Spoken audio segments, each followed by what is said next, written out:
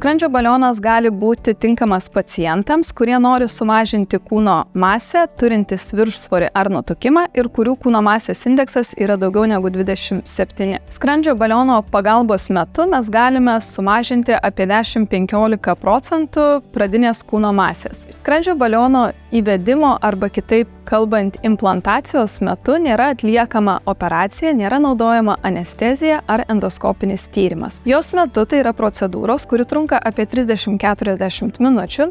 Turite praryti nedidelę kapsulę, kuri patenka į skrandį. Įvertinti, ar jinai yra tinkamoje vietoje, yra atliekama apžvalginė pilvo nuotrauka ir matant kapsulę skrandyje yra užpildoma skysčiu.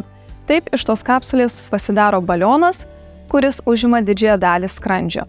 Žmogus todėl gali suvalgyti žymiai mažesnį kiekį maisto, greičiau pajaučia sotumo jausmą ir todėl yra suvartojama mažesnis kiekis kalorijų. Po 4 mėnesių vidutiniškai kapsulė suyra savaime ir pasišalina natūraliu keliu per virškinamąjį traktą. Todėl nėra naudojamos jokios papildomos priemonės, norint tą balioną pašalinti iš jūsų skrandžio. Programa trunka 6 mėnesius, tai yra 4 mėnesiai, kol būna skrandžio balionas jūsų skrandyje. Visos programos metu jūs kartu bendradarbiaujate ir su mūsų gydytojais dietologais, kurie jums padeda formuoti naujus mitybos įpročius, laikytis mitybos režimo.